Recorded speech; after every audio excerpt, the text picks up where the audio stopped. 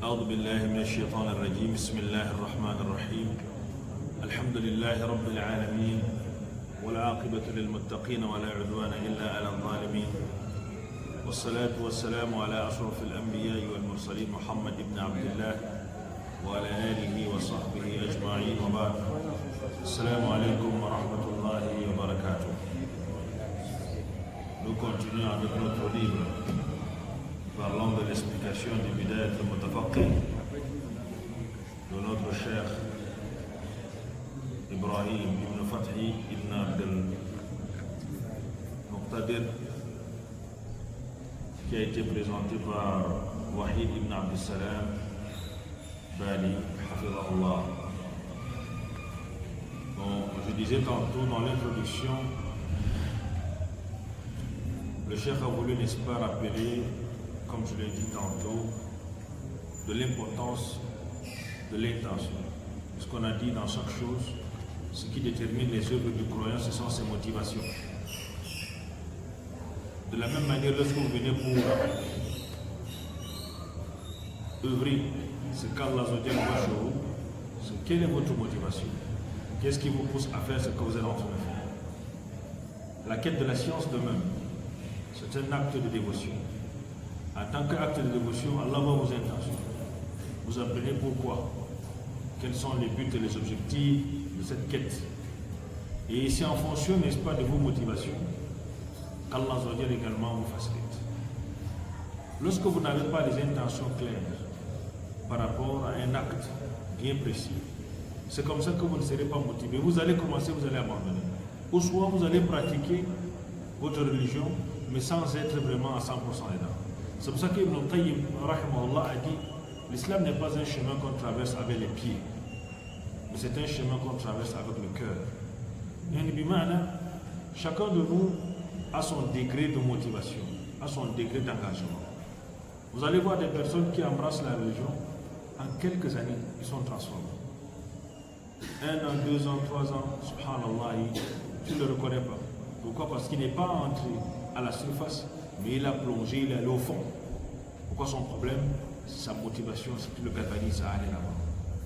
J'ai rencontré un frère un jour, il était ici à la mosquée, il s'est islamisé à l'étranger. Et lorsqu'il est rentré, il est venu juste ici chez nous à la mosquée. Je causais avec lui par rapport à son islamisation, il m'a raconté son histoire en fait. Lui m'a dit que dans sa vie, il a toujours recherché comment être en harmonie avec Dieu. C'est-à-dire comment vivre sur terre, mais être en harmonie avec Dieu. Ça a été toujours c'est-à-dire que sa quête. Et il a fait les histoires des témoins, il a fait beaucoup. Mais lorsqu'il est entré dans l'islam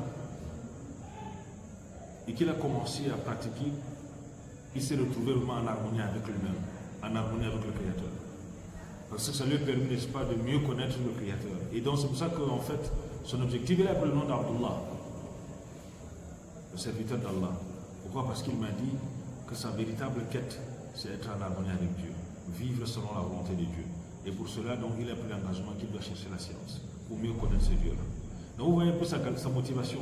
Cette motivation-là a fait de lui qu'il a d'abord choisi un nom en fonction de cette motivation, pour être un véritable serviteur d'Allah.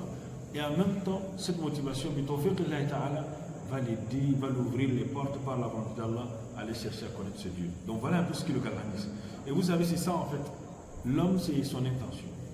La raison pour laquelle le cheikh a voulu, n'est-ce pas, mettre cela sur la table devant l'étudiant qui veut apprendre la jurisprudence, qui va apprendre à connaître sa religion. Comme il a dit, le début même de la compréhension de la religion commence par une bonne intention.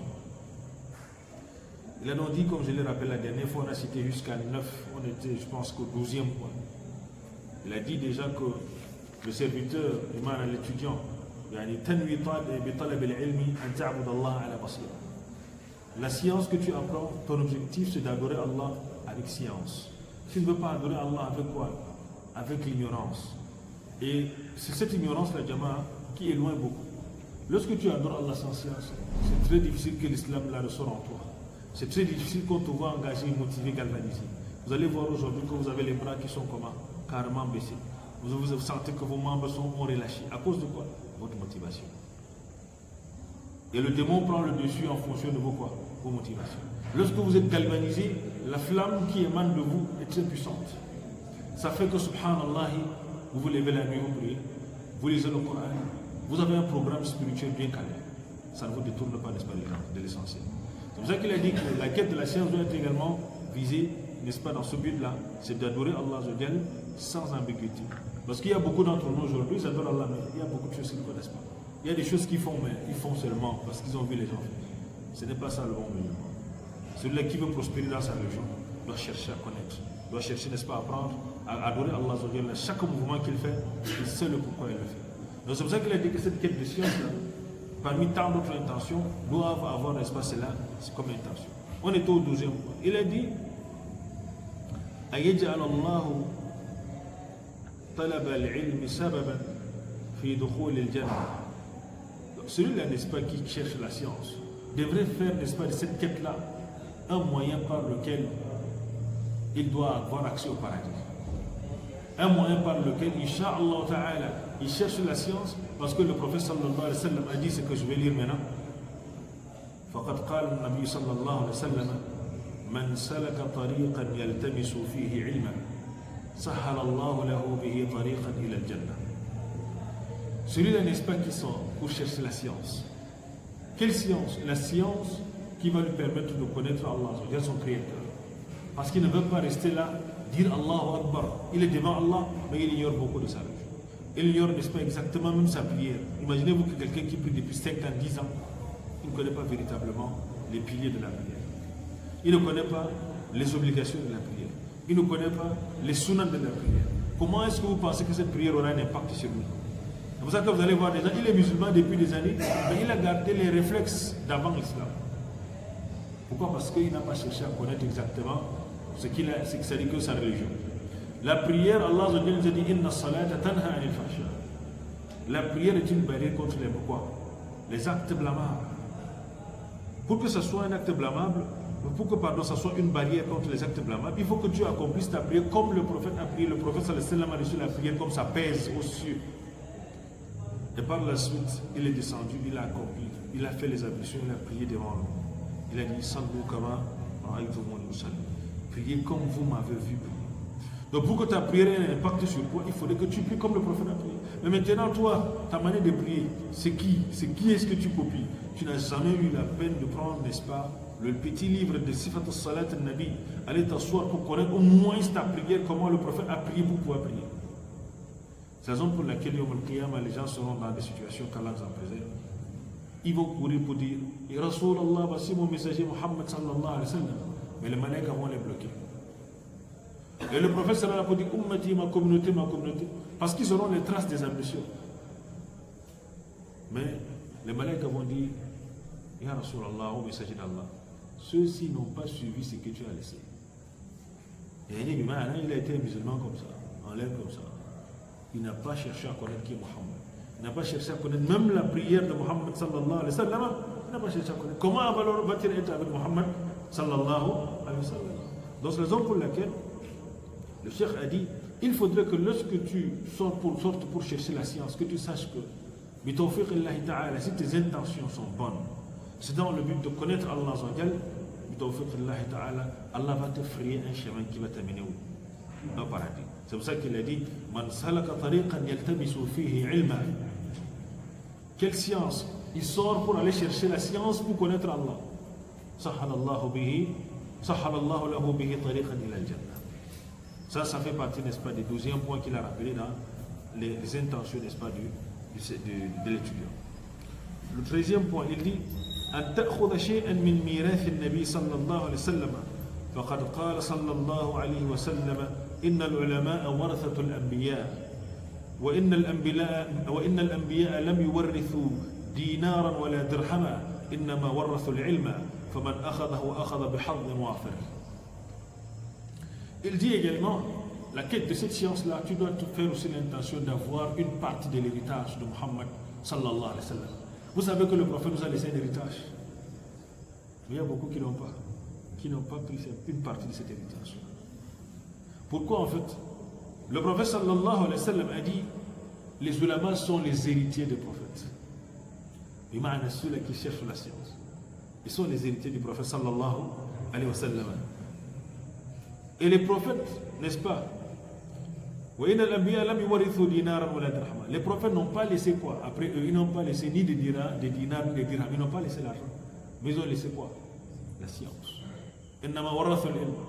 Ils ont laissé la science comme héritage. Celui qui va donc prendre cette science, qui va la prendre, il a donc pris la lance la plus ferme. Maintenant, il aura pris une partie, n'est-ce pas, de cet héritage-là.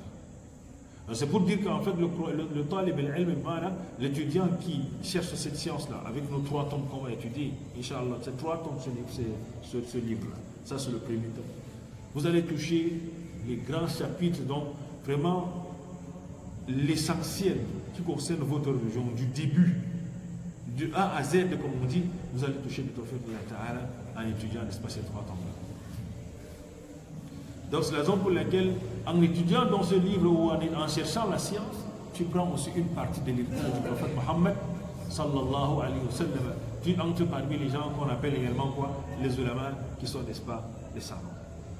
Également, au 14e point, il dit Tanwi tanfid amr nabi sallallahu alayhi wa sallam ballighu anni walau aya rawahu al-Bukhari.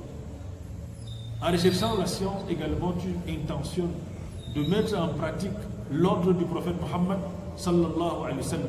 L'ordre du prophète, c'est quoi? Lors de son dernier pèlerinage, il dit que le présent transmet à qui? À l'absent. Et le prophète sallallahu alayhi wa sallam dit transmettez de moi-même c'est un seul verset. Donc toi tu es musulman, toi tu transmets quoi? Même à madame tu transmets quoi? Si tu ne viens pas apprendre la religion d'Allah pour aller à la maison, être aussi un des transmetteurs, une des personnes qui transmet à ta famille, à ton épouse, à toi, à tes enfants, voilà ce que le noble prophète sallallahu alayhi wa sallam nous a laissé. Voilà ce qu'il faut apprendre dans notre vie. Allah va mettre la baraka jama'a. Pourquoi? Parce que si tu as un petit cercle de science à la maison chez toi, tu appelles les malaïks à venir chez toi à la maison. Parce que les meilleures assises à la surface de la terre sont les assises dans lesquelles on parle d'Allah. Donc si toi chez toi on ne parle pas d'Allah, tu n'as pas quelques 5-10 minutes que tu partages avec tes proches à la maison pour les enseigner un hadith ou ce que tu as appris de la religion, comment veux-tu qu'il y ait la rahma dans ta maison? Et là je m'adresse aux jeunes mariés. Vous savez, la jeunesse d'aujourd'hui est basée beaucoup plus sur certaines apparences, certains modes de vie. Certes, on est beaucoup plus occupé avec le matériel, mais on oublie le côté spirituel qui est très important. Le côté spirituel, pourquoi? Parce que vous savez, beaucoup se marient, mais ils oublient d'envoyer ces jeunes femmes-là aller étudier la science. Et moi, je vous ai dit, il y a des catégories de jeunes aujourd'hui que lorsqu'ils viennent même pour me parler de ces problèmes de couple, moi je ne les gère plus. Vous savez pourquoi? Parce qu'on a eu à les préparer, à les dire que non.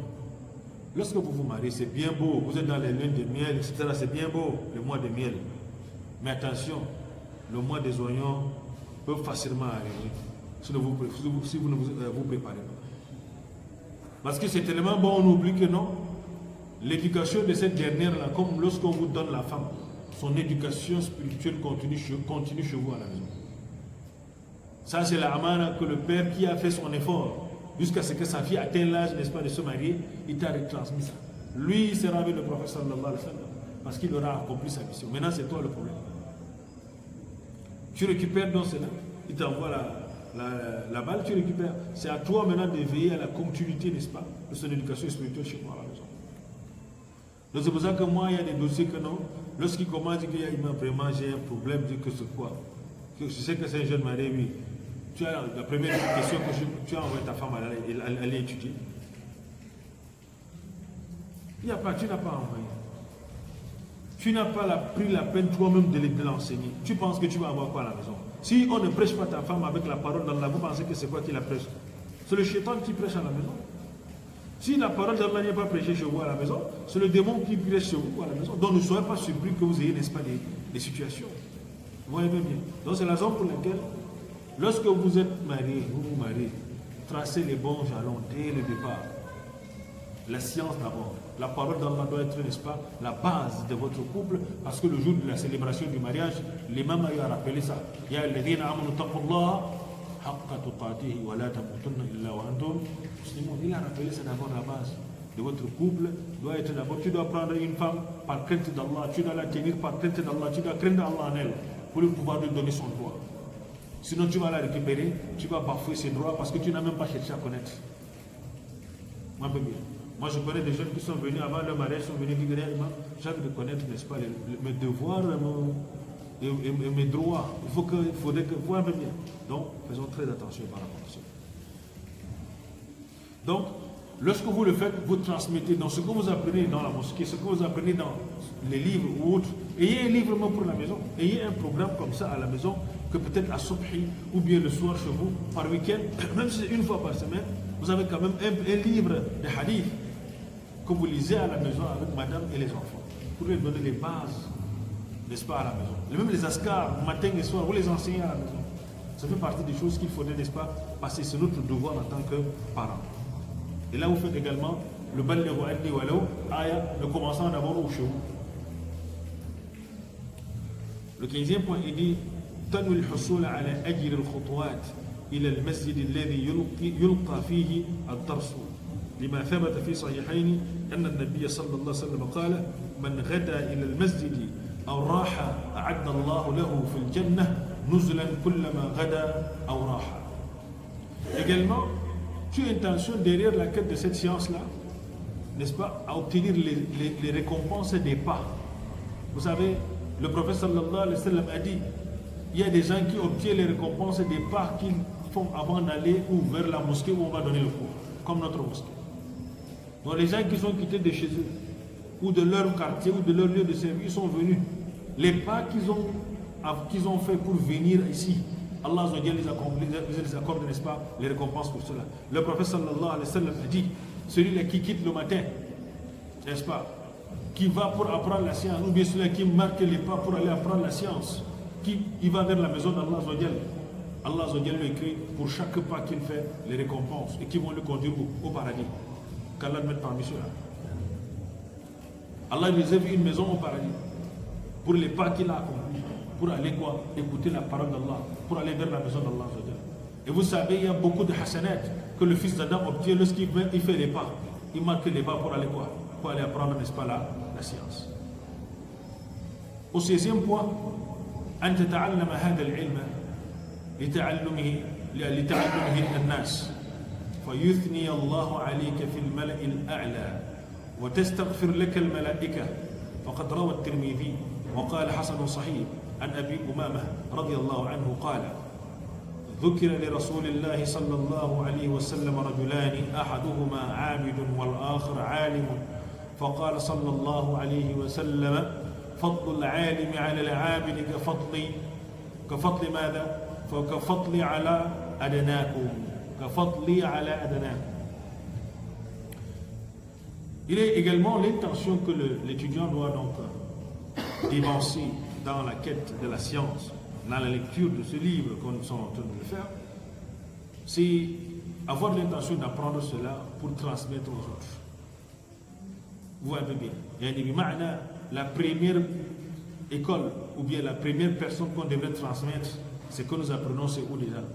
On commence avec nos proches. Donc il est inconcevable que tu sois un ancien, une lumière, une lampe à l'extérieur, chez toi c'est l'obscurité. Vous voyez bien. C'est ça qu'on a l'habitude de dire à nos gens qui ont l'habitude de sortir, laisser leur maison, laisser leur quartier ou leur ville pour aller, je ne sais pas, aller ou dans quelle brousse pour aller. Commence d'abord chez toi. Pendant que chez toi, on ne connaît même pas comment se purifier, toi tu quittes de chez toi, tu pars dans un autre quartier, une autre ville, pour aller prêcher, je ne sais pas quoi. Commence d'abord par prêcher chez toi à la maison. Tu appelles d'abord, tu enseignes les bases de la religion chez toi, afin que chez toi soit d'abord une lumière, tu sois une lumière, une véritable lampe chez toi, que d'être l'esprit une lampe qui éclaire à l'extérieur, alors que chez toi, c'est les ténèbres. Donc tu dois donc avoir de cette intention, n'est-ce pas, en recherchant cette science, de transmettre également, n'est-ce pas, aux autres. N'est-ce pas, afin que Allah fasse tes éloges auprès de quoi? Des anges les plus rapprochés. Et que ces malaïkas font l'istighfar pour toi. On a eu à rappeler ce hadith. Lorsque tu sors de chez toi pour venir chercher la science, il y a des malaïkas spécifiques pour toi. C'est pour cela que les éléments ont dit la quête de la science ne dépasse pas l'adoration. Pourquoi? Parce que la quête de la science elle-même c'est l'adoration. Mais c'est une très grande adoration. Lorsque tu quittes de chez toi pour venir à la mosquée prier, et que lorsque tu quittes de chez toi pour venir à la mosquée apprendre, vous êtes deux personnes différentes. On a dit ça, non? On a vu ça dans les hadiths, dans les autres voies. Donc lorsque tu quittes de chez toi pour venir accomplir le Maghrib et en même temps avoir l'intention d'apprendre, tu as double récompense. Pourquoi? Parce que tu vas avoir la présence des malaïkas qui sont là seulement pour chercher quoi, les gens qui cherchent la science. Et ils vont se placer depuis la porte de chez toi jusqu'à le lieu où tu vas, ils vont ouvrir leurs ailes pour que tu marches jusqu'à ce que tu y arrives. Vous comprenez bien? Et tous les animaux, tout ce qui existe entre les cieux et la terre font l'istighfar pour toi, hatta al-hitan fil bahr, on a vu ça. Jusqu'au quoi? Jusqu'au poisson dans l'eau. Donc c'est pour cela qu'il a dit, l'intention du talib al-ilm également, c'est quoi? C'est intentionner à avoir cela. Il a rappelé le hadith qui est venu, n'est-ce pas, authentique dans Tirmidhi, d'après Abu Umama. On a rappelé auprès du prophète sallallahu alayhi wa sallam à deux personnes.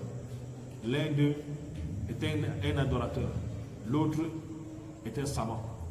Le prophète sallallahu alayhi wa sallam, pour montrer la particularité de celui qui est savant, il dit la quête, les mérites du savant sur celui qui est un adorateur est semblable comme quoi, les mérites sur vous, sur les plus petits.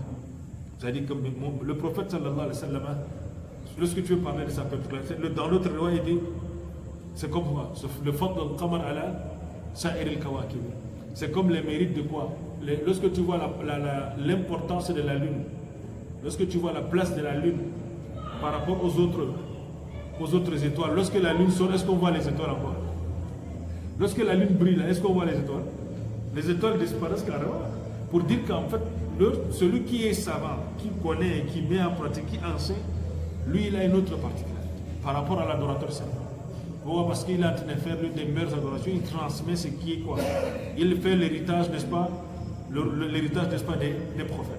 ثم قال إن الله وملائكته وأهل السماوات والأرضين حتى النملة في حجرها وحتى الحوت لا يصلون على معلم الناس الخير. Le prophète sallallahu alayhi wa sallam par la suite il a dit Allah et ses malaïkas et les gens des cieux, vous pouvez imaginer leur nom, Inna Allah, et les gens de la terre, les gens des cieux et de la terre, jusqu'aux fourmis qui se trouvent dans leur trou, dans leur tanière, les fourmis dans leur tanière, et jusqu'aux poissons dans l'eau, font quoi? Font la salade sur celui-là qui fait quoi? Qui enseigne les gens le bien. Allahu Akbar. Et lorsque tu transmets ce que tu apprends, lorsque tu enseignes, il faut comprendre déjà que quoi? Allah Azzawajal, ses malaïkas, jusqu'aux fourmis qui se trouvent dans leur grotte, jusqu'aux poissons qui se trouvent dans l'eau, font la salade sur toi. Qu'Allah t'accorde sa jama'a. Donc c'est pour parler des mérites de ce dernier-là. Il dit, l'étudiant doit également avoir cette intention. Lorsque tu vas chercher la science, dans tes intentions, tu dois également avoir cette quête-là, d'avoir ce privilège qu'Allah accorde à qui? À ceux-là qui enseignent le bien aux gens. Qui est quoi? La science. Il dit au 16e point, au 17e point, تنوي بتعلم العلم أن تأمر بالمعروف وتنهى عن المنكر فتكون من المفلحين الذين قال الله فيهم ولتكن منكم أمة يدعون إلى الخير ويأمرون بالمعروف وينهون عن المنكر وأولئك هم المفلحون. Il dit que tu intentionnes également dans ta quête de la science, parce que je vous ai dit, ce sont vos motivations. Ce sont vos motivations qui feront de votre intention une bonne intention. Lorsque vous avez de bonnes motivations, c'est ça en fait qui va vous galvaniser dans votre quête de science. Pour que vous ne commencez pas la science et que vous abandonnez. Parce que chercher la science nécessite beaucoup de patience. Chercher la science nécessite beaucoup de persévérance. Mais si tu sais ce que tu recherches derrière, tu connais ce que tu cherches derrière, alors là, ta motivation sera différente. Je vous ai raconté dans le livre de Talbis al-Iblis, Ibn al-Jawziyya, lorsqu'il rappelle, n'est-ce pas, l'histoire, n'est-ce pas, de cet enseignant à Koufa, là-bas en Irak, qui avait un de ses élèves, parmi ses élèves, il y avait un qui était motivé, très motivé. Il était là, assidu, il mémorisait les motos, il était là chaque matin, il était à côté de son cheikh. Mais c'est comme ça que le cheikh, après beaucoup de temps, a constaté son absence. Vous savez que lorsque vous avez un élève un peu motivé, là, vous connaissez sa présence, lorsqu'il est absent, ça vous frappe à l'œil. Il s'est renseigné, mais il a constaté son absence quelques jours. Il dit, mais qu'est-ce qui se passe? Il y a tel qui est absent. Est-il malade? Il a donc fouillé. Bon, les gens ne connaissaient pas s'il est malade ou pas. On lui dit que non. On ne sait pas sa situation. Il est donc quitté, il s'est renseigné jusqu'à arriver chez lui. On lui a dit qu'il n'est pas malade. Il est là. Le chef donc est quitté, il est allé chez lui, chez son élève, assidu qu'il voyait, mais qu'est-ce qui te démotive? Qu'est-ce qui t'a démotivé? Le pourquoi tu ne viens plus? L'élève lui a dit, ah, cher, il y avait quelque chose que j'ai recherché en allant chez vous, en allant apprendre chez vous. Je l'ai obtenu. C'est pour cela que je ne viens plus. Il dit, c'était quoi que tu recherchais en venant chez moi? Il dit, en fait, je recherchais le paradis. C'est ça mon motivation. Mon motivation, c'est que je partais apprendre pour avoir le paradis, pour avoir accès au paradis. Et il dit, mais comment tu as le paradis? Que non, chaque soir, je suis au paradis, chaque soir. Chaque soir, tu es au paradis, oui. Mais comment ça? Il dit que non, il y a un malaïka qui vient me prendre chaque soir. Il m'a même passé la soirée. Je passe mes soirées au paradis et il me ramène avant l'eau. Il dit comme ça. Il dit oui. Il dit d'accord. Le savant lui aussi dit, ok, moi aussi j'aimerais aussi aller aussi au paradis là, comme toi. Il a dit qu'il n'y a pas de problème. Celui-là qui vient le prendre chaque soir là est donc venu, le cheikh aussi était là. Il est venu le prendre. Il était comme un malaïka. Vous connaissez les chéatines, il y a des chéatines qui prennent des formes. Vous savez que lorsque vous commencez à rechercher la science, vous devenez la proie prisée du démon. Il va tout faire pour vous mettre les jalons. C'est comme cela qu'il les a pris, les a amenés dans ce grand jardin, bien verdoyant. Masha'Allah, le cheikh est descendu du Masha'Allah. Il a porté, il a volé avec, il est allé là. Arrivé donc là-bas, le cheikh a observé, il dit Masha'Allah, c'est beau, Masha'Allah. Le paradis, c'est beau ça. Maintenant, avant l'aube, comme il a l'habitude de venir les récupérer, il est venu pour les récupérer. L'élève est monté, lui il a dit que non, le cheikh a dit non. Est-ce que lorsqu'on entre au paradis, on sort Khalidina fiha abada. Donc lorsqu'ils entrent au paradis, ils sortent comment? Toi, comment tu peux entrer au paradis, tu sors comment là? Ça ne donne pas. Moi, je vais rester ici, Khalidina fiha abada. Ils ont discuté, le djinn a fait ses trucs, le soi-disant malek, il fait le bruit, il dit que non. Il dit qu'il ne sort pas. Lui, il est là, il ne sort pas. Il s'est fâché, il est parti. Vous savez, l'aurore de l'aube là, vous avez bien ça éclaire un peu dans les pays comme Koufa. Ils étaient en Irak. C'est-à-dire que la lueur de l'aurore de Subh a commencé à sortir. Vous savez là où ils se sont retrouvés? En plein milieu de la poubelle de Bagdad. Ils étaient en pleine poubelle de Bagdad. Et pour dire que quoi? Ces êtres-là, ils ont les capacités illusionnistes. Il prenait, il a détourné ce dernier la quête de la science parce qu'il a dit que non, si c'est le paradis, non, moi je vais t'amener. Et c'est comme ça qu'il a donc détourné. Le cheikh a voulu le ramener à l'ordre. Parce que vu sa détermination, et vous savez qu'il y a des gens qui sont de fois très fanatiques. Lorsque tu veux l'amener à l'ordre, c'est difficile, il faut donc aller lui montrer ça sur une autre forme. Il a voulu un peu le ramener vers l'essentiel. C'est pour ainsi dire que quoi? Le serviteur doit faire très attention. Lorsqu'il se met sur le chemin de la science, il devient la proie prisée du démon. Le démon n'empêche pas le serviteur d'aller à la mosquée, d'aller faire beaucoup de choses, mais lorsqu'il prend la quête de la science, le chemin là, c'est pour ça qu'on a dit que la première porte que le Satan ferme dans la vie de l'homme qu'il essaie de fermer, c'est la porte de la quête de la science. Parce que lorsqu'il réussit ça là, c'est bon pour lui. La science, c'est la lumière. Si tu n'as pas la lumière, tu es dans les ténèbres, tu vas à droite, tu vas à gauche. Comme ce musulman qui est là, il pratique la religion comme ça à l'aveuglette. Voilà ce que le démon aime. Le savant ou la science reste, n'est-ce pas, un obstacle pour ce dernier. C'est la raison pour laquelle il dit, tu as l'intention du 17e point, il dit, en recherchant cette science que tu fais, c'est pour ordonner le bien, le convenable, et que tu interdises le blâmable. Parce qu'il y a des choses de fois que tu peux t'interdire alors que ce n'est pas interdit. Parce que tu ne connais pas la base. Il y a aussi des choses que tu peux permettre alors que tu ne connais pas que c'est interdit. Vous comprenez bien? Fatakuna min al-muflihin, afin que tu sois parmi ceux-là qui vont réussir. Qui seront, Inch'Allah Ta'ala, parmi ceux qui auront le succès. Comme Allah a dit, qu'il y ait parmi vous un groupe n'est-ce pas, qui appelle au bien, qui ordonne le convenable et qui interdisent le blâmable. Alors ceux-là seront quoi? Seront ceux-là qui vont réussir. Pourquoi? Parce qu'en fait, à la base, c'est ça même l'étiquette de l'islam.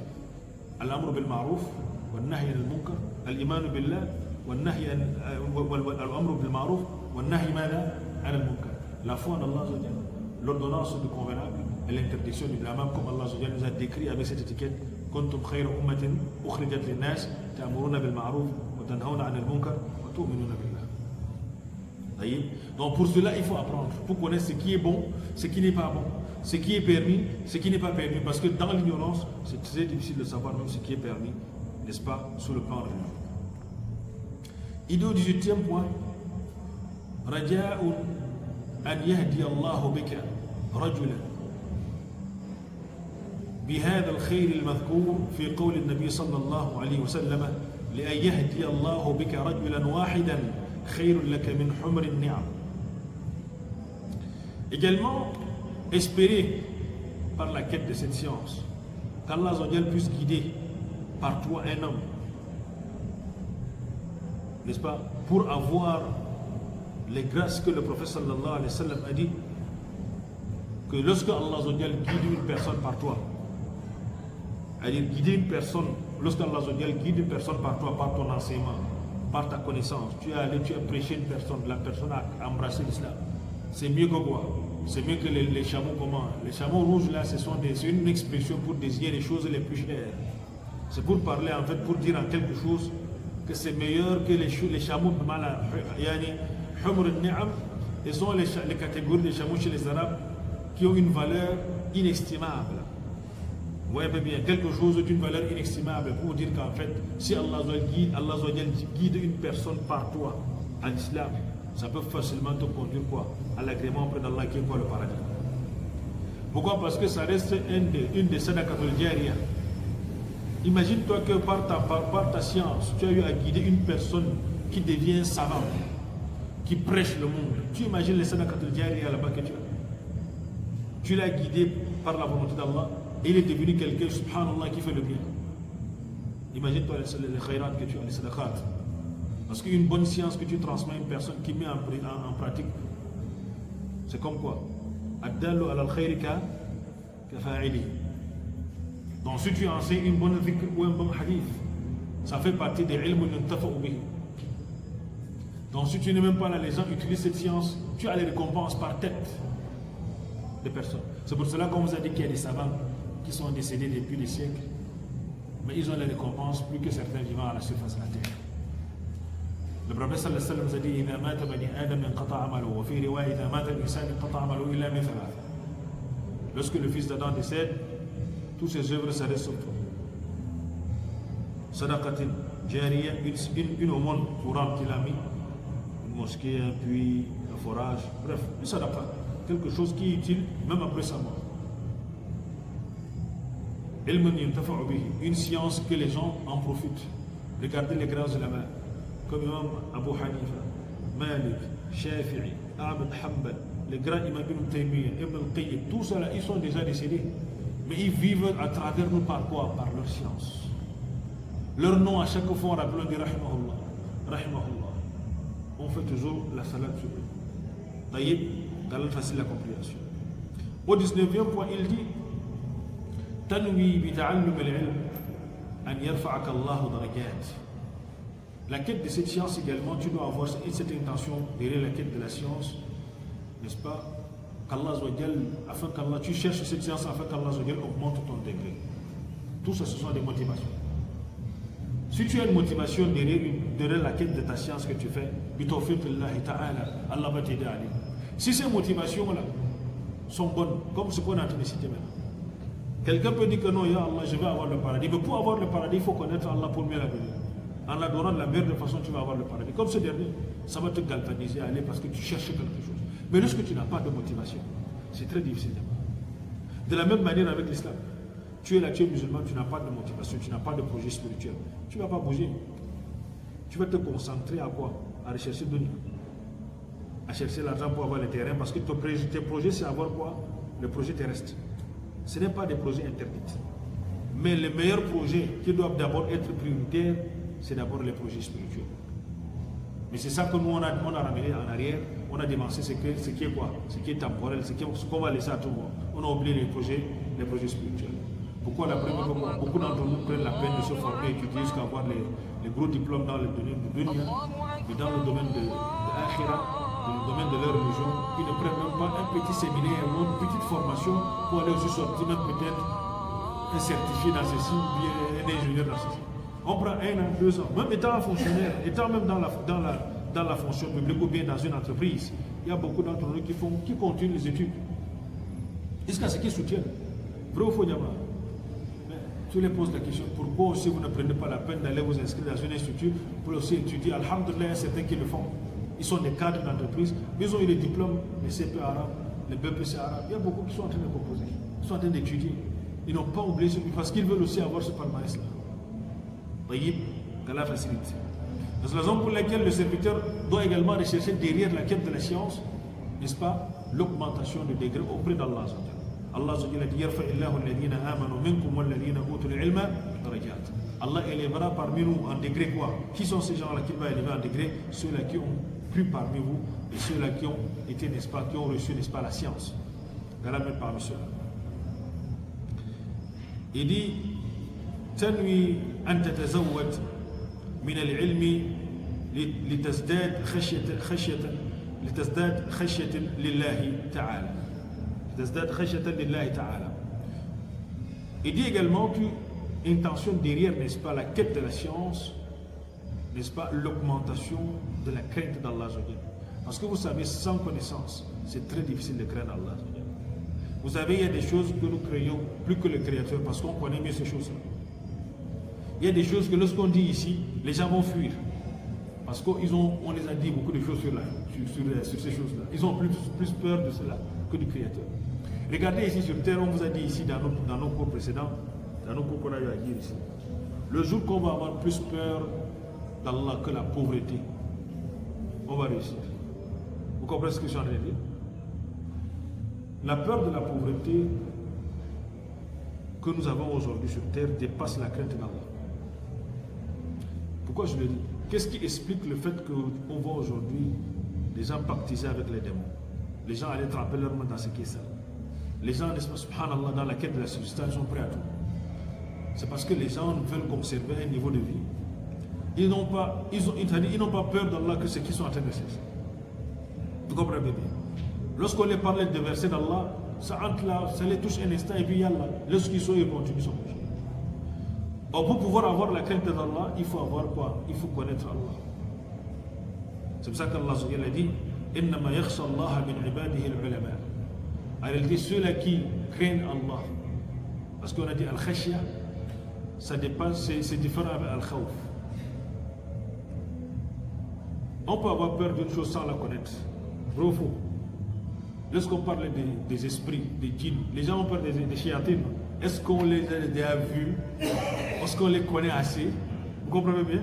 Mais comme les gens ont grandi avec certaines connaissances en l'air, certaines informations, lorsqu'on dit que non, il y a un esprit ici dans cette maison, la maison là est hantée.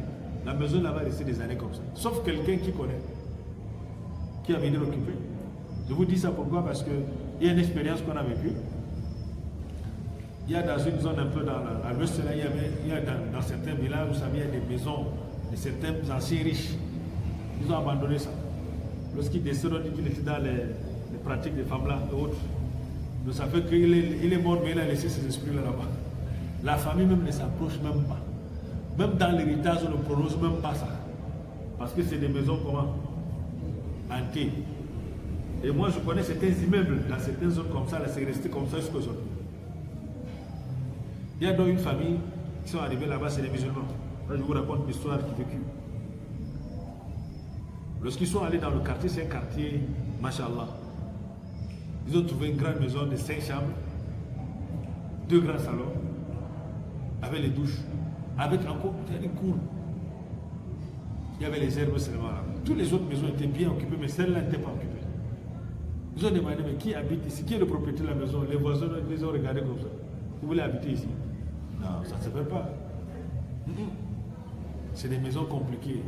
Laissez ça, c'est le problème. Et ils disent que non, c'est ça la guerre, ils veulent la maison.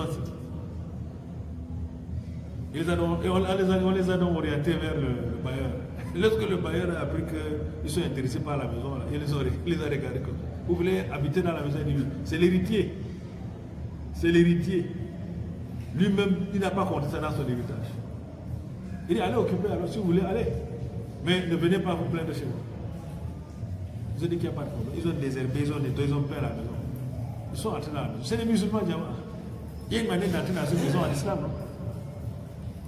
Tu entres, tu fais ta doigt comme le prophète a dit, A'oudhu bi kalimatillahi tammati min kulli.